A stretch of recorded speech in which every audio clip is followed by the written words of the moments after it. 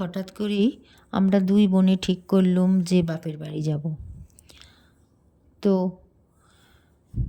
বাপের বাড়ি যাব বলে তাড়াতাড়ি করে কাজ সেরে চলে এলুম অটো ধরতে।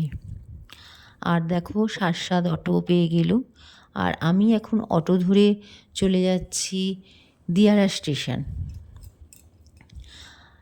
আর ভাবলুম যে যাচ্ছি যখন তখন একবার শ্রীরামপুরে নামবো, কারণ পুজোর সময় তো চুড়িদার কেনা হয়নি।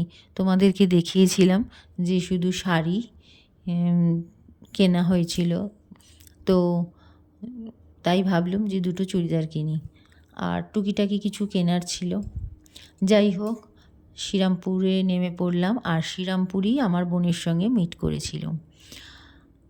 আর দুজনে মিলে চলে এসেছিলাম এক চায়ের দোকানে।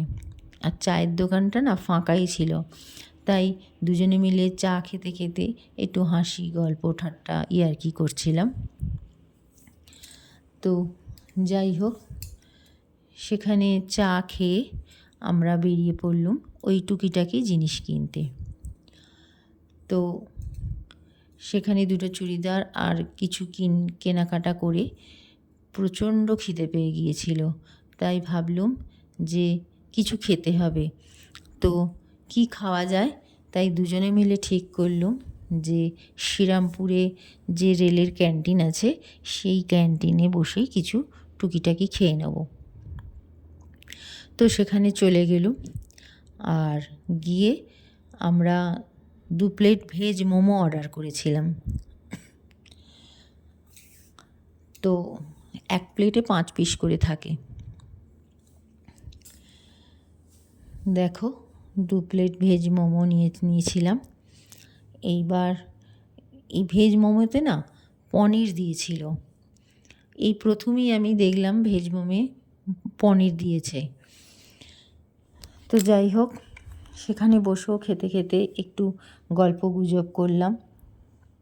আর রেলের ক্যান্টিনটা না খুব সুন্দর।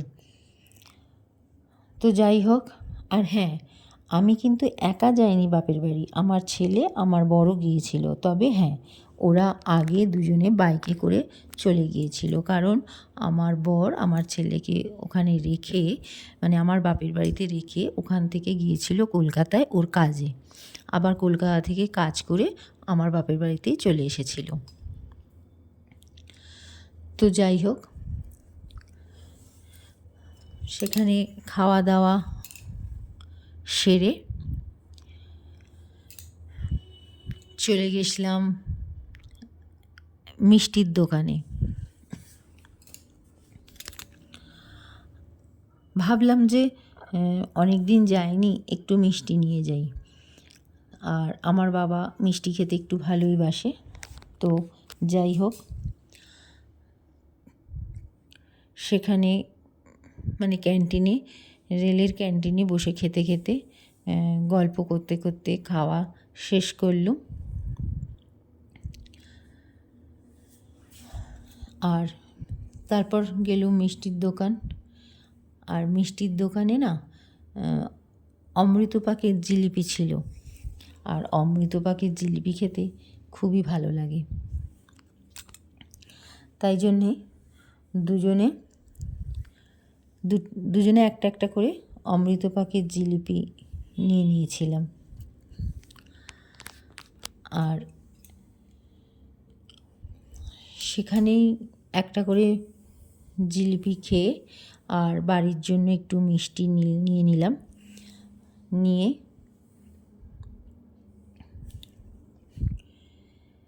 সেখান থেকে আবার বেরিয়ে পড়লাম ট্রেন ধরতে।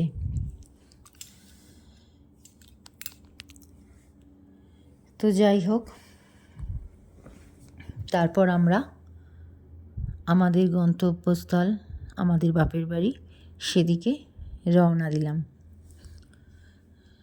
চলে গেলুম প্ল্যাটফর্মে। তো সেখানেও গল্প করতে করতে প্ল্যাটফর্মে গিয়ে বসে রইলুম। ট্রেন আসতে দেরি হয়েছিল, তো আমাদের অনেকটাই শ্রীরামপুরেই কেটে গিয়েছিল। যাই হোক, তারপর প্ল্যাটফর্মে বসে গল্প করতে করতে ট্রেন এসে গিয়েছিল। তারপর ট্রেন ধরে আমরা চলে গেলুম আমাদের গন্তব্যস্থল বাপের বাড়ি। তো চলো আজ এই পর্যন্তই। টাটা।